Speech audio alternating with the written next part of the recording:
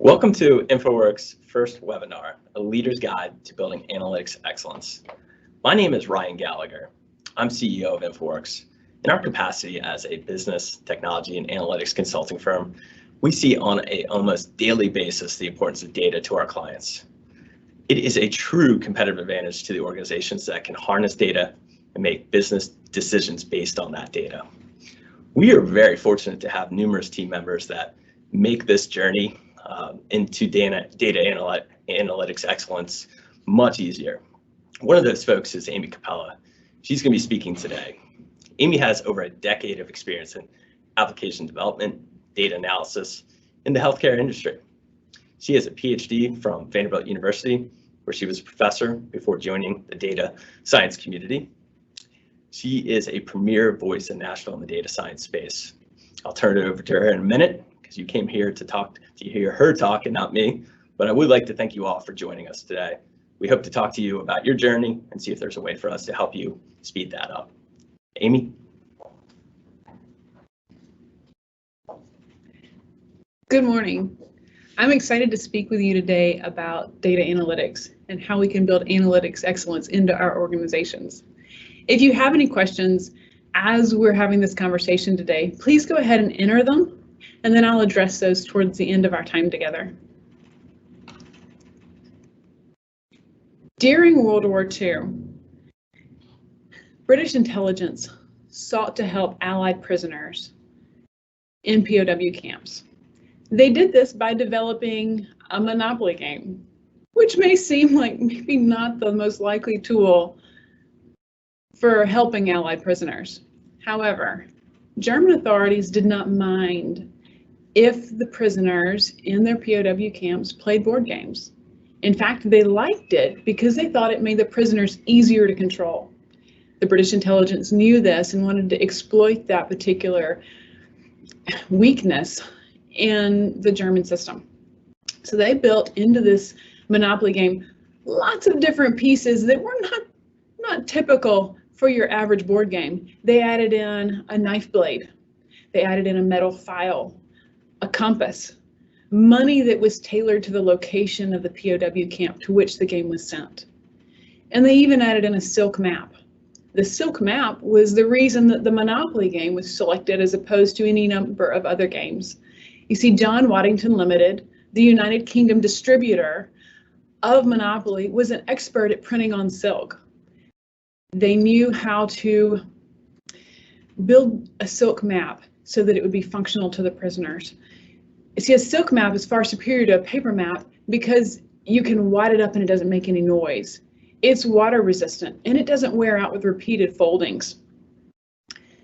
So they put into this special game everything they could think of that would really provide assistance to prisoners to help them escape and also to help them get home, to be safe.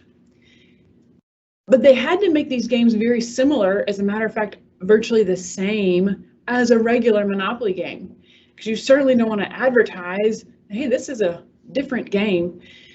So they made them look the same. They made them weigh the same. They made them feel the same as a regular Monopoly game. There were actually some very minor differences, very, very few. One that I have read about is that there was a red dot, a single red dot on the free parking space. And that was the only indication that a prisoner might have that this was one of those special games. You see, there were not even that many prisoners that knew about these games. It was a pretty closely guarded secret that was actually not considered public knowledge until decades after World War II. But there were a few. And if a prisoner who knew what this game was able to get a hold of this game, that made all the difference. That became a point of hope and a symbol of freedom. There are estimates that as many as 10,000 prisoners were able to escape using these special Monopoly games.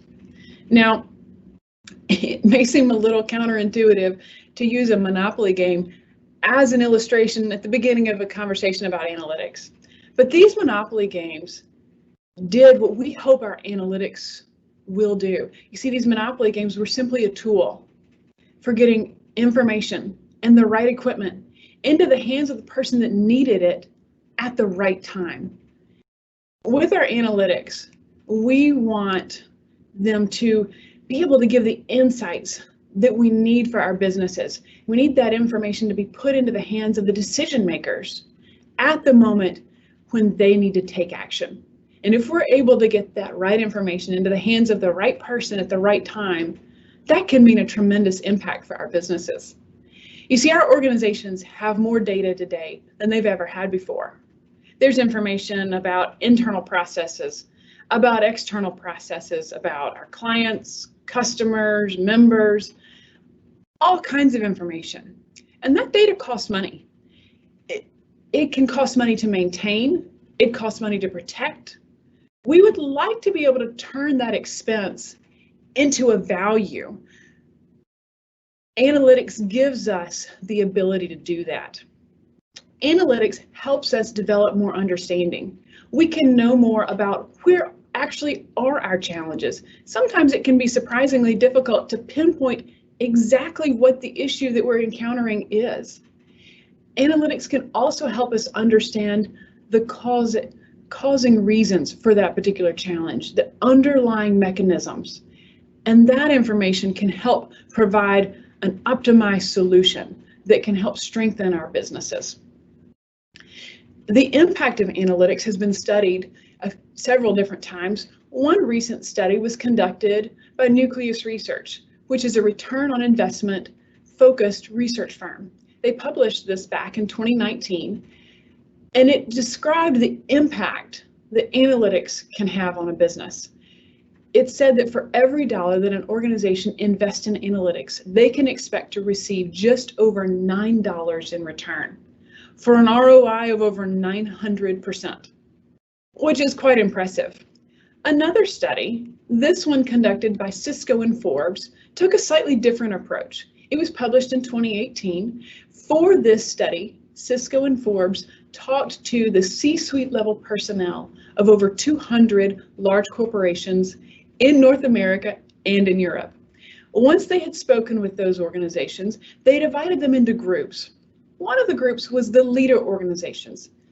This was that group of people for whom analytics, or group of businesses, excuse me, for whom analytics was a driving force. They had an enterprise-wide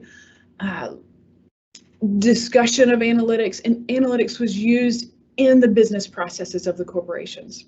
There was also another group called the analytics followers. And the follower organizations, for them, analytics was more of an afterthought. It was not incorporated into the business processes, assuming it was even included at all. After the development of these groups, Cisco and Forbes were able to compare them and contrast them to find out what built the best analytics practices, but also what kind of impact analytics had on those corporations. One area that I found particularly interesting was the impact of analytics on revenue growth. Of the leader organizations, over 60% of them had revenue growth greater than 7%. In fact, 27% of the leader organizations had revenue growth in excess of 15%. For an already large corporation, revenue growth of that size is very challenging. In contrast, though, of the follower organizations, only 18% had revenue growth of greater than 7%. So this clearly indicates that analytics is associated with higher revenue growth, something that every business is interested in. Analytics really gives us a greater tool. It gives us a new ability to be able to make wiser, smarter choices. It helps us move from assumption-based choices to data-based decisions, ones that are more reliable and that have a greater probability of helping and strengthening our organizations. The importance of using the right tool reminds me of something that happened to me when I was in college. When I was in undergraduate school, I lived with 3 other young ladies in a little townhouse. We had a great time. One day I came home from class and found one of my sweet roommates digging in the front yard. She wanted to plant some flowers in our little postage stamp of grass, only we didn't have a trowel, so she used what she thought was the next best thing. She found our cold meat fork you know, those oversized forks you use on holidays and large occasions. She found that and decided that that would be a great tool to dig holes in the dirt. But it was the wrong tool for the job, and the fork didn't have a whole lot of impact on the dirt, just made a couple little small divots. But the dirt had a lot of impact on the fork, and the tines were splayed everywhere. It was not effective. And it meant something to me because while I had brought the silverware set to our little townhouse as part of my contribution, I didn't own that silverware set. I had borrowed it from my boyfriend's mother. I was mortified, but it implanted that in my memory as an indication of what happens when you use the wrong tool. But when we use the right tool, we have a much better return on our investment. And having the right tools of analytics enables us to extract the most meaningful information. You know, regardless of where we are on our analytics journeys, we can all strive to build analytics excellence into our efforts. And there are some keys that we can use to create particularly strong analytics practices. One of them is to leverage established principles. Dr. Nancy Levison is a professor at MIT, and her research area is high reliability organizations. So she spends her time largely studying how to make corporations, businesses, and even government organizations function at the highest levels all the time. So her quote is that most accidents are not the result of unknown scientific principles, but rather a failure to apply well-known standard engineering practices. Now, as an engineer, that quote particularly appeals to me, but it applies to lots of different areas. What it indicates is that the application of strong best practices that are established and proven can help us make wise and prudent choices.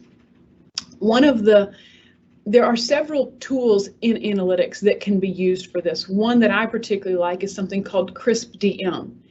And it helps us when we're going through an analytics project to make sure that we include those pieces that are most vital to building success for that particular project. One of the next keys is to start small. And when I say start small, I mean start with small projects. Or if it's a larger project, break it into smaller phases. I really believe that analytics can make an enormous difference in our organizations for the better.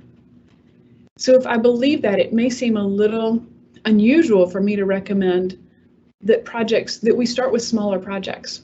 However, I believe that starting small is one of the main keys to building long-term success in our analytics efforts. See, starting small gives us the opportunity to focus our efforts on the key areas for our organizations.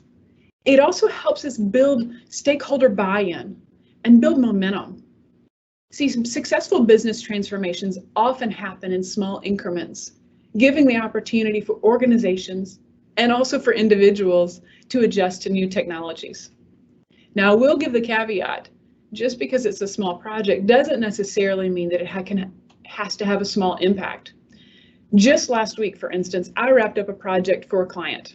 It was a small project and required less than 2 months of my time.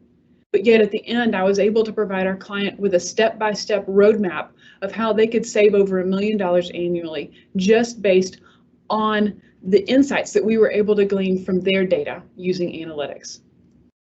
So start small, shoot for big impact. One of the next things is to measure that impact, to determine in a concrete, quantitative manner, what kind of impact did each analytics project have? And also to measure that not just at the end of the project, but on a continuing basis, so that we maintain the analytics project so that it stays current and fresh. As we've all seen over the last year, sometimes things change. And if we are able to measure our analytics projects on a repeating basis, we can help our business decisions stay fresh and stay current so that we are able to adapt to those changes that inevitably will come. Another area is to focus on improvement. After every analytics project, to go back and conduct an honest assessment to determine what worked well for our business, what did not work as well, and how can we improve on our next project. That helps build a culture of continuing excellence so that you can create an environment that's built for long-term success. And then the last area is to invest in analytics. Analytics applies to any area in our businesses. So if you have data in an area, that's a great place to build in analytics. That can be anywhere from the obvious places all the way to those that may not be the first ones that we think of. But analytics has been demonstrated to be effective in all the different areas in our work. Let me tell you a couple of stories that demonstrate the impact that analytics can have. You may know that UPS has focused on right-hand turns for decades. They tend to only drive routes with right-hand turns, and if possible, they avoid left-hand turns. As a matter of fact, from what I understand, no one who currently works at UPS remembers the origin of the focus on right-hand turns. But it's been a part of their culture as a business, and they focused on that. At one point in time, managers went to drive to find the optimized route so that they could incorporate more right-hand turns. But UPS focused, as technology became available, they focused on incorporating that into the development of driving routes. They've been developing a particular piece of software now for quite a period of time and have added in a significant amount of analytics to determine and to optimize the best routes for their drivers. This has been happening on a year-over-year basis, so they have a continuing focus on improvement, and they've measured to determine the impact of their efforts. And now they have a wonderful, very impressive piece of analytics-based software that has provided significant benefit for UPS. The benefits are, as they have reported, that they are able to save between $300 and $400 million annually because of the optimization of their driving routes. In addition, they're able to save 185 million miles of driving. And then the last area is that they are able to build in increased safety for their drivers and for those around them. Because right-hand turns, since you don't have to cross traffic, are inherently safer than left-hand turns. So even though they're faster, they're also safer. So this piece of analytics has provided a large financial benefit, a significant benefit for the environment, and also a significant health benefit. Analytics provides benefits in more areas sometimes than we initially anticipate. But since this is Nashville and this is a healthcare-based town, I want to give you another example, one that touches on one of the challenges that many people in healthcare are concerned about, and that's the idea of reducing healthcare cost. This is just one aspect of a very complex issue, but one aspect is helpful. One of the ways that people would like to reduce healthcare cost is at an individual level. It would be wonderful for people to get some new information and be able to make healthier choices so that then they're healthier and that their healthcare costs then go down as well. One way that this is done in a prioritized manner is through care management. And the challenge, though, for care management comes when we try and discuss who is the right target group. One of the ways that has been done historically is to contact those individuals who are at the highest risk for health issues. And that's established and determined by their healthcare cost. The assumption is made that if a person has high healthcare cost, that then their health is maybe not as good and it might be a little poorer, and they might be someone who would be a good person to contact. You see, as you'll notice on the screen, if the cost of an individual is rising, one can determine that and recommend them for care management intervention. And hopefully at that point, rather than continuing to rise, they'll make healthier decisions, improve their health, and that their healthcare cost would then go down. That's been a commonly used approach. There are, though, a couple of challenges with that approach. One is that there are some individuals who are not willing to change their lifestyle and will continue to have unhealthy habits, which won't improve their health. And the other is that there are some individuals who, as much as they would love to improve their health, are simply not able to do so. So there is another approach. Another idea is to contact those, maybe not who are at the highest risk necessarily, although they might be, but to contact those individuals who would be those who would be most impacted by care management. This is a little harder to determine because rather than simply looking at a number that reflects a person's health care, you have to make some assessments using analytics of whether or not a person is likely to respond positively to care management. Community Care of North Carolina, a care management organization that does care management for the Medicaid patients of North Carolina and has for over 2 decades, began to ask some of these questions. They began to change the question that they ask from how do we save money to how do we contact those who would most benefit from care management. They conducted some analytics and created a number, determined a number they called the impactability score that represented how likely a person was to respond to care management, how impactable, if you will, they were to care management contact. They put this in this slide that you'll notice on a scatter plot. The y-axis represents an individual's total Medicaid cost over the last 12 months. And on the x-axis, we have their prediction for how well a person would respond to care management. They call it the Complex Care Management Impactability Score. You'll notice if this is the blue box represents the group of individuals who would be considered high risk.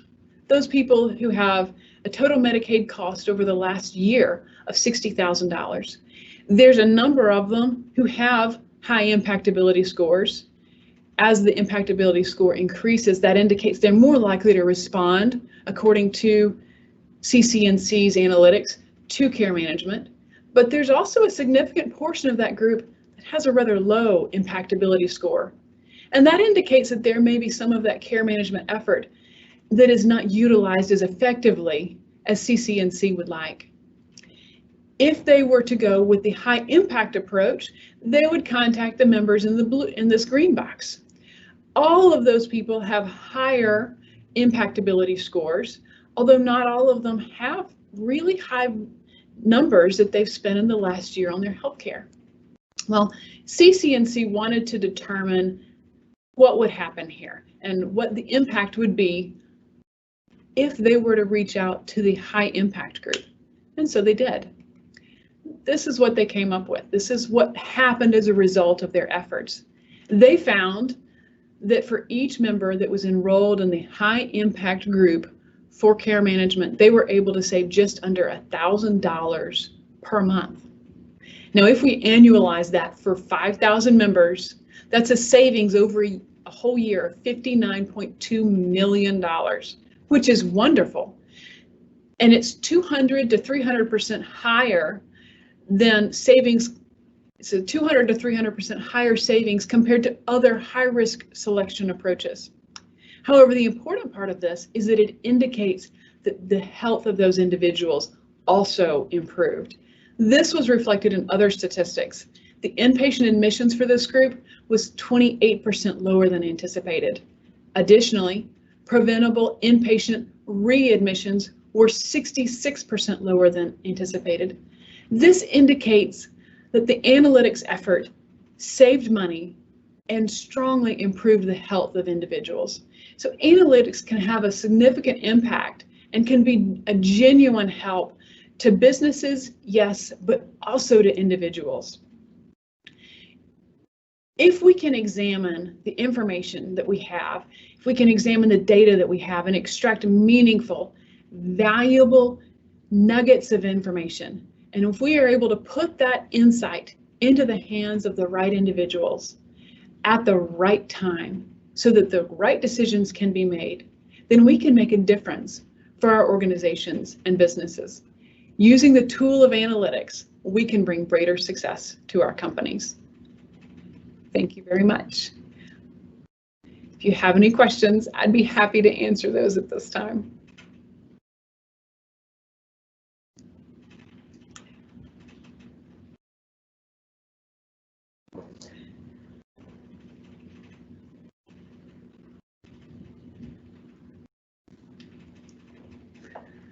All right, well, if you think of any further questions, my contact information and also our CEO's contact information, Ryan Gallagher, is on this particular slide.